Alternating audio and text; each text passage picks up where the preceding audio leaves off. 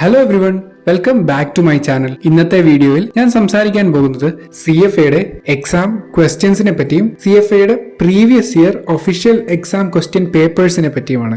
CFA prepare ചെയ്യുന്ന ഓരോ കാൻഡിഡേറ്റ്സിന്റെയും പ്രധാന സംശയങ്ങളിൽ ഒന്നാണ് CFA കണ്ടക്ട് ചെയ്യുന്ന എക്സാംസിനെ പറ്റിയുള്ളത്.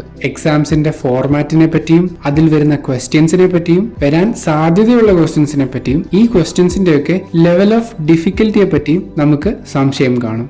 സോ ഇന്നത്തെ വീഡിയോയിൽ ഈ കാര്യങ്ങളെ പറ്റിയൊക്കെ കുറച്ച് ഡീറ്റെയിൽ ആയിട്ട് സംസാരിക്കാം എന്നാണ് ഞാൻ വിചാരിക്കുന്നത്. അതുപോലെ എന്നോട് നേരിട്ട് സംസാരിക്കാൻ ആഗ്രഹിക്കുന്നവർക്ക് വേണ്ടി ഈ ചാനലിന്റെ ഇൻസ്റ്റാഗ്രാം അക്കൗണ്ടിന്റെ ലിങ്ക് ഞാൻ ഈ വീഡിയോയുടെ ഡിസ്ക്രിപ്ഷനിൽ കൊടുത്തിട്ടുണ്ട്. അതിലൂടെ എനിക്ക് മെസ്സേജ് അയക്കാവുന്നതാണ്. എന്റെ വീഡിയോസ് കാണുകയും അഭിപ്രായങ്ങൾ അറിയിക്കുകയും ചെയ്യുന്ന എല്ലാവർക്കും വളരെയധികം നന്ദി. നമുക്കിനി നേരെ വീഡിയോയിലേക്ക് പോകാം. ഇവിടെ ഏതൊരു എക്സാമും ആയിക്കോട്ടെ, ഒരു എക്സാമിന് പ്രിപ്പയർ ചെയ്യുന്ന വ്യക്തി ആദ്യം നോക്കുന്നത് ആ എക്സാമിന്റെ ക്വസ്റ്റ്യൻസിനെ പറ്റിയാണ്. അത്യാവശ്യം സീരിയസ് ആയിട്ട് പ്രിപ്പയർ ചെയ്യുന്ന വ്യക്തിയാണെങ്കിൽ ആ എക്സാമിന് സാധാരണ വരാറുള്ള ക്വസ്റ്റ്യൻസിനെ പറ്റിയും നേരത്തെ വന്ന ക്വസ്റ്റ്യൻസിന്റെ പാറ്റേണിനെ പറ്റിയും ലെവൽ ഓഫ് ഡിഫിക്കൽറ്റിയെ പറ്റിയും ഒക്കെ അയാൾ ശ്രദ്ധിക്കും. ഇതിന് നമ്മളെ ഒത്തിരി ഹെൽപ്പ് ചെയ്യുന്നതാണ് PYQs, അതായത് പ്രീവിയസ് ഇയർ ക്വസ്റ്റ്യൻ പേപ്പേഴ്സ്. എക്സാംസിന്റെ PYQs മാത്രം പഠിച്ച് ആ എക്സാം ക്ലിയർ ചെയ്യുന്ന ഒത്തിരി ആളുകളുണ്ട്. അതുകൊണ്ട് തന്നെ ഒരു എക്സാമിന്റെ പ്രീവിയസ് ഇയർ ക്വസ്റ്റ്യൻ പേപ്പേഴ്സ് നമ്മളെ വളരെയധികം സഹായിക്കും. പ്രത്യേകിച്ച് ഏതൊക്കെ ക്വസ്റ്റ്യൻസ് ആണ് എക്സാമിന് വരാൻ സാധ്യത എന്നും അതുപോലെ വരുന്ന ക്വസ്റ്റ്യൻസിന്റെ ലെവൽ ഓഫ് ഡിഫിക്കൽറ്റിയെ പറ്റി അറിയാനും നമ്മളെ PYQ സഹായിക്കും. അതിലൂടെ നമ്മൾ പ്രിപ്പയർ ചെയ്യുന്ന രീതി കറക്റ്റ് ആണോ എന്നും നമുക്ക് മനസ്സിലാക്കാം. കാരണം എക്സാമിന് വളരെയധികം ഈസി ആയിട്ടുള്ള ക്വസ്റ്റ്യൻസ് ആണ് വരുന്നതെങ്കിൽ നമ്മൾ അത്രയും എഫേർട്ട് ഇട്ട് പഠിക്കേണ്ട ആവശ്യമില്ല എന്ന് നമുക്ക് തോന്നും. എന്നാൽ വളരെ ടഫ് ക്വസ്റ്റ്യൻസ് ആണെങ്കിൽ നമ്മൾ കുറച്ചുകൂടി എഫേർട്ട് ഇട്ട് കുറച്ചുകൂടി ഡീറ്റെയിൽഡ് ആയിട്ട് പഠിക്കണം എന്നും നമുക്ക് മനസ്സിലാവും. എന്നാൽ നമ്മുടെ CFAയിൽ PYQ എന്നൊരു കാര്യമേ ഇല്ല. ഞാൻ പറഞ്ഞത് സത്യമാണ്. നമ്മൾ കാൻഡിഡേറ്റ്സിന് CFAയുടെ ഒരു പ്രീവിയസ് ഇയർ ക്വസ്റ്റ്യൻ പേപ്പേഴ്സും കിട്ടുകയില്ല. പ്രീവിയസ് ഇയർ പോയിട്ട് തൊട്ട് മുൻപത്തെ അറ്റംപ്റ്റിന്റെ എക്സാം ക്വസ്റ്റ്യൻ പേപ്പർ പോലും നമുക്ക് അവൈലബിൾ ആയിരിക്കില്ല. ഇത് CFA ഇൻസ്റ്റിറ്റ്യൂട്ട് തന്നെ ഒഫീഷ്യലി അവരുടെ എക്സാം ക്വസ്റ്റ്യൻ പേപ്പേഴ്സ് റിലീസ് ചെയ്യാത്തതാണ്. അതുകൊണ്ട് തന്നെ നമ്മൾ എത്ര ശ്രമിച്ചാലും ഈ ക്വസ്റ്റ്യൻ പേപ്പേഴ്സ് നമുക്ക് കിട്ടാൻ പോകുന്നില്ല. അതിനർത്ഥം നിങ്ങൾ ഈ ലെവൽ 1 എക്സാമിന് രജിസ്റ്റർ ചെയ്ത് എക്സാം സെന്ററിൽ പോയി എക്സാം എഴുതുമ്പോഴാണ് ഈ എക്സാം ലെവൽ ക്വസ്റ്റ്യൻസ് നിങ്ങൾ ആദ്യമായിട്ട് കാണുന്നത്. ആ എക്സാം കഴിഞ്ഞതിന് ശേഷം ഈ ക്വസ്റ്റ്യൻസ് നിങ്ങളല്ലാതെ വേറൊരാളും ഇത് അറിയാനും പോകുന്നില്ല. അപ്പോൾ നിങ്ങൾ എന്നോട് ചിലപ്പോൾ പറയും, ശരിയാണ്, എക്സാം ക്വസ്റ്റ്യൻസ് ഒക്കെ എക്സാം സെന്ററിൽ എക്സാം എഴുതുമ്പോഴായിരിക്കും ആദ്യമായിട്ട് കാണുന്നത്. പക്ഷെ ഈ ക്വസ്റ്റ്യൻസ് ഒക്കെ എനിക്ക് എക്സാം കഴിഞ്ഞ് ബാക്കിയുള്ളവരോട് പറഞ്ഞാൽ പോരെ, അപ്പൊ വേറൊരാളും ഈ ക്വസ്റ്റ്യൻസ് കാണുന്നില്ല എന്ന് പറയുന്നത് വെറുതെ അല്ലേ? എന്നാൽ അങ്ങനെ ചിന്തിക്കുന്നതിലും ചെറിയൊരു പ്രശ്നമുണ്ട്. അതെന്താണ് എന്ന് ഞാൻ ഡീറ്റെയിൽ ആയിട്ട് പറയാം. CFA പ്രിപ്പയർ ചെയ്യുന്നവർക്കറിയാം, CFAയിലെ ഏറ്റവും ഇമ്പോർട്ടന്റ് സബ്ജക്ട്സിൽ ഒന്നാണ് എത്തിക്കൽ ആൻഡ് പ്രൊഫഷണൽ സ്റ്റാൻഡേർഡ്സ്.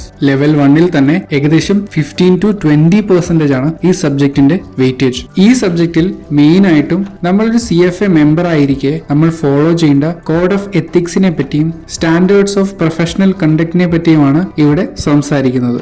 ഇതിൽ സ്റ്റാൻഡേർഡ് 7 ആണ് responsibilities as a CFA institute member or CFA candidate. Standard 7നെ 2 സബ്സെക്ഷൻ ആയിട്ടാണ് ഡിവൈഡ് ചെയ്തിരിക്കുന്നത്. Standard 7A conduct as participants in CFA institute program. അതുപോലെ standard 7B reference to CFA institute, the CFA designation and the CFA program. ഇവിടെ standard 7Aയിൽ CFA institute വളരെ കൃത്യമായിട്ട് തന്നെ കാര്യങ്ങൾ പറയുന്നുണ്ട്. Members and candidates must not engage in any conduct that compromises the reputation or integrity of the CFA institute or the CFA designation or the integrity, validity or security of CFA institute programs. ഇതിൽ ഏതൊക്കെ കാര്യങ്ങളാണ് CFAയുടെ റെപ്യൂട്ടേഷനെയും ഇന്റഗ്രിറ്റിയെയും compromise ചെയ്യുന്നത് എന്നും കൃത്യമായി mention ചെയ്തിട്ടുണ്ട്. ഇതിലെ 3ാമത്തെ പോയിന്റിൽ വളരെ കൃത്യമായി പറയുന്നുണ്ട്, providing confidential programme or exam information to candidates or the public.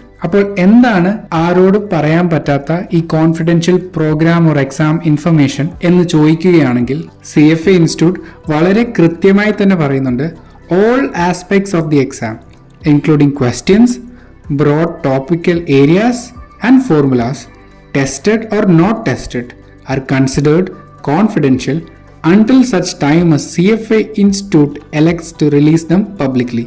അതായത് ഫ്യൂച്ചറിൽ CFA ഇൻസ്റ്റിറ്റ്യൂട്ട് തന്നെ ഒഫീഷ്യലി എക്സാം റിലേറ്റഡ് കാര്യങ്ങൾ റിലീസ് ചെയ്യുന്നത് വരെ എക്സാമിന്റെ ക്വസ്റ്റ്യൻസ് ആയിക്കോട്ടെ, ടോപ്പിക്സ് ആയിക്കോട്ടെ, ഫോർമുലാസ് ആയിക്കോട്ടെ, അത് ടെസ്റ്റ് ചെയ്തതായാലും ടെസ്റ്റ് ചെയ്യാത്തതാണേലും എല്ലാം കോൺഫിഡൻഷ്യൽ ഇൻഫർമേഷൻ തന്നെ ആയിരിക്കും. ഈ കോൺഫിഡൻഷ്യൽ ഇൻഫർമേഷൻ ഒരിക്കലും നമ്മൾ മറ്റൊരാളോട് ഷെയർ ചെയ്യാൻ പാടുള്ളതല്ല. നിങ്ങൾ ഈ നിയമം പാലിക്കാത്ത പക്ഷം നിങ്ങളുടെ റിസൾട്ട് തടഞ്ഞു വെക്കുവാനും അതുപോലെ ഫ്യൂച്ചർ എക്സാമിൽ നിന്ന് നിങ്ങളെ സസ്പെൻഡ് ചെയ്യുവാനും ടെർമിനേറ്റ് ചെയ്യുവാനും CFA ഇൻസ്റ്റിറ്റ്യൂട്ടിന് അധികാരമുണ്ട്. ഇതുകൊണ്ടൊക്കെയാണ് നമ്മൾ എത്ര ശ്രമിച്ചാലും CFAയുടെ മുൻപുള്ള ഒഫീഷ്യൽ എക്സാം ക്വസ്റ്റ്യൻ പേപ്പേഴ്സ് നമുക്ക് കിട്ടാത്തത്. ഇപ്പോൾ നിങ്ങളിൽ കുറച്ചു പേർക്കെങ്കിലും ഇതൊക്കെ കുറച്ച് ഓവറല്ലേ എന്ന് തോന്നിക്കാണും. ശരിയാണ്, എനിക്കും എക്സാം എഴുതുന്നതിന് മുമ്പ് അങ്ങനെ തന്നെ തോന്നിയിട്ടുണ്ട്. പക്ഷേ നമ്മൾ മനസ്സിലാക്കേണ്ട കാര്യം CFA അവരുടെ എക്സാംസിലൂടെ ഉദ്ദേശിക്കുന്നത് നമ്മളുടെ ടോട്ടൽ ആയിട്ടുള്ള ഇൻവെസ്റ്റ്മെന്റ് മാനേജ്മെന്റ് അല്ലെങ്കിൽ അനാലിസിസ്, അതിന്റെ നോളജ് സ്കിൽ കംപ്ലീറ്റ് ആയിട്ട് ടെസ്റ്റ് ചെയ്യാൻ വേണ്ടിയാണ്. അതുകൊണ്ട് തന്നെ കുറച്ച് ഇമ്പോർട്ടന്റ് കോൺസെപ്റ്റ്സ് മാത്രം പഠിച്ച് പാസ്സാവുന്നതിനോട് അവർക്ക് വലിയ താല്പര്യമില്ല. അതുപോലെ ഞാൻ വായിച്ചറിഞ്ഞൊരു കാര്യമാണ്, CFAയുടെ എക്സാംസിൽ വരുന്ന ക്വസ്റ്റ്യൻസ് ഒക്കെ CFA തന്നെ ക്രിയേറ്റ് ചെയ്ത ഒരു വലിയ ക്വസ്റ്റ്യൻ ബാങ്കിൽ നിന്ന് റാൻഡംലി ജനറേറ്റ് ചെയ്യുന്ന ക്വസ്റ്റ്യൻസ് ആണ്. അതായത് ഓരോ സബ്ജക്ട്സിൽ നിന്നും ടോപ്പിക്സിൽ നിന്നും റാൻഡംലി ആയിരിക്കും ഓരോ ക്വസ്റ്റ്യൻസ് വരുന്നത്. അപ്പോൾ ഇങ്ങനെ റാൻഡംലി ക്വസ്റ്റ്യൻസ് വരുന്ന ഒരു എക്സാമിന് നമുക്ക് പ്രീവിയസ് ഇയർ ക്വസ്റ്റ്യൻ പേപ്പേഴ്സ് കിട്ടിയിട്ട് ഒരു കാര്യവുമില്ല. അതുകൊണ്ട് തന്നെ നമുക്കിവിടെ എക്സാം സ്പെസിഫിക് സ്ട്രാറ്റജി കൊണ്ടൊന്നും വലിയ ഗുണമുണ്ടാവുമെന്ന് എനിക്ക് പേഴ്സണലി തോന്നുന്നില്ല. പക്ഷെ ബാക്കി ഒരുപാട് എക്സാംസിലായിക്കോട്ടെ, ഫോർ എക്സാമ്പിൾ കാറ്റ് എക്സാം പോലുള്ള എൻട്രൻസ് എക്സാംസ് ആയിക്കോട്ടെ, ബാങ്ക് ടെസ്റ്റുകൾ ആയിക്കോട്ടെ, ഇവിടൊക്കെ exam strategy plays a very big role. കാരണം അവിടൊക്കെ നിങ്ങൾക്ക് എക്സാമിന്റെ കംപ്ലീറ്റ് സിലബസ് ഒന്നും 100% പഠിക്കാൻ പറ്റില്ല. അതുപോലെ തന്നെ ആ എക്സാംസിലൊക്കെ വരുന്ന കംപ്ലീറ്റ് ക്വസ്റ്റ്യൻസും 100% അക്യുറസിയോടെ കംപ്ലീറ്റ് ആക്കാനും നമുക്ക് പറ്റില്ല. അതിനുള്ള സമയവും നമുക്കില്ല. അതുകൊണ്ടൊക്കെയാണ് ആ എക്സാംസിലൊക്കെ നമുക്ക് സ്ട്രോങ് ഹോൾഡ് ഉള്ള കോൺസെപ്റ്റ്സ് ഒക്കെ മാക്സിമം എഫേർട്ട് ഇട്ട് അതിൽ നിന്ന് വരുന്ന ക്വസ്റ്റ്യൻസ് ആദ്യം തന്നെ എത്രയും പെട്ടെന്ന് ചെയ്തു പോകുന്നത്. പക്ഷേ ഇവിടെ CFA ലെവൽ 1-ൽ 100% സിലബസും പഠിക്കാൻ നമുക്ക് പറ്റും. അതുപോലെ തന്നെ എക്സാമിന് ഫുൾ 180 ക്വസ്റ്റ്യൻസും അറ്റംപ്റ്റ് ചെയ്യാനുള്ള സമയവും നമുക്ക് കിട്ടും. അപ്പോൾ ഇവിടെ ഒരൊറ്റ എക്സാം സ്ട്രാറ്റജിയുടെ ആവശ്യമുള്ളൂ. മാക്സിമം പഠിക്കുക, മാക്സിമം ക്വസ്റ്റ്യൻസ് ക്ലിയർ ചെയ്യുക. That's all. അല്ലാതെ നിങ്ങൾ വേറെ ഒരു എക്സാം സ്ട്രാറ്റജി ആലോചിച്ച് സ്ട്രെസ് ചെയ്യേണ്ട ആവശ്യമില്ല എന്നാണ് എന്റെ അഭിപ്രായം. ഇതുകൊണ്ടൊക്കെ കൂടിയാണ് CFA